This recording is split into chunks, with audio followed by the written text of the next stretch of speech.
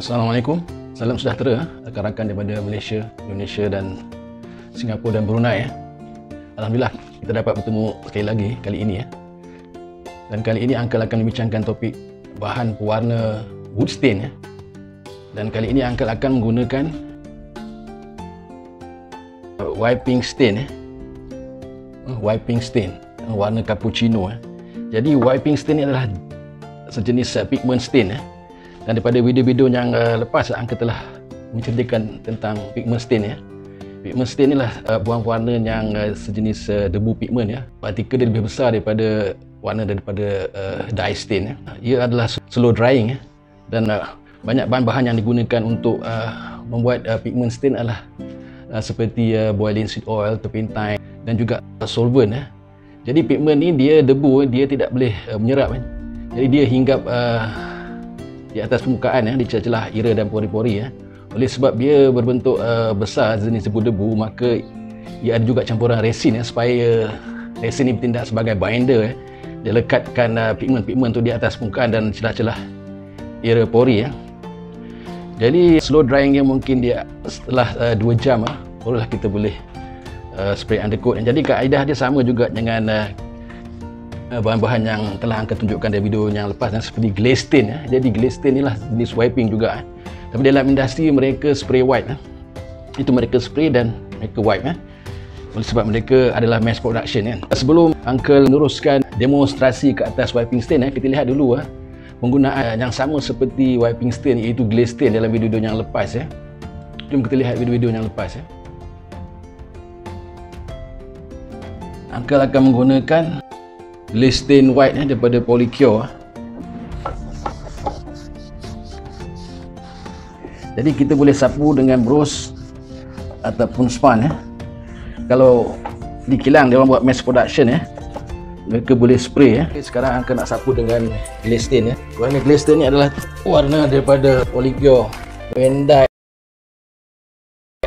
dark Van Dyke, tapi Uncle dah dilute sikit dengan turpentine sikit sebab warna dia pekat. Okey saudara, jadi kaedah kita menggunakan pigment wood stain ni ialah kita wiping, boleh menggunakan brush, foam brush ataupun sponge. Jadi pada kali ni Uncle akan menggunakan sponge. Uncle malas nak guna foam brush ataupun brush. Malas nak basuh sebenarnya. Jadi kalau kita menggunakan sponge, dia disposable. Jadi oleh sebab dia ni adalah pekat. Tengok wiping stain ni adalah dia pekat. Jadi lagi segi penggunaan, kita boleh juga campur dengan turpentine. Kalau kita rasa warna tidak berapa cantik kita boleh menggunakan turpentine untuk mencerahkan sedikit warna dia.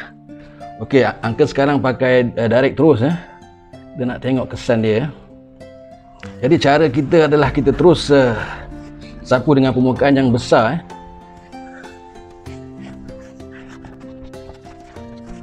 Ini warna cappuccino.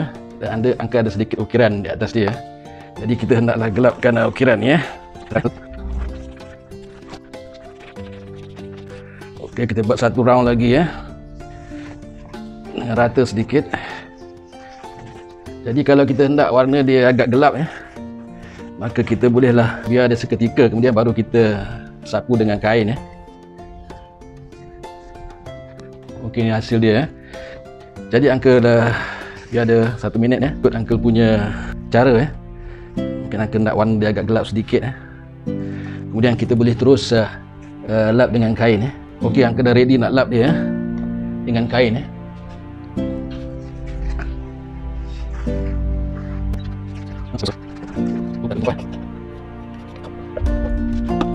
Kita lap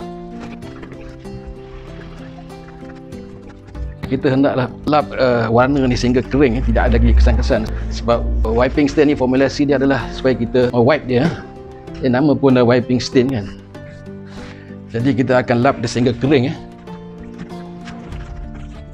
Okey, ni adalah hasil dia. Cappuccino wiping stain. Agak menarik warna dia. Okey, kita biar dia kering sebentar sehingga 2 jam.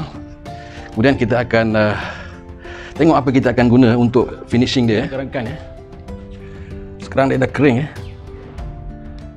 kurang 2 jam Jadi kita boleh spray lacquers untuk finishing untuk kita siapkan dia.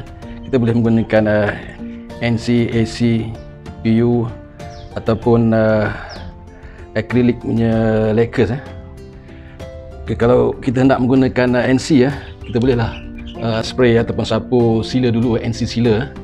Kemudian kita boleh spray dengan top coat NC 100 clear gloss ataupun kita boleh guna juga spray can clear, ini gloss ataupun kita boleh dapat spray can yang matte Jadi terpulang pada rakan-rakan semua, ini teknik ini adalah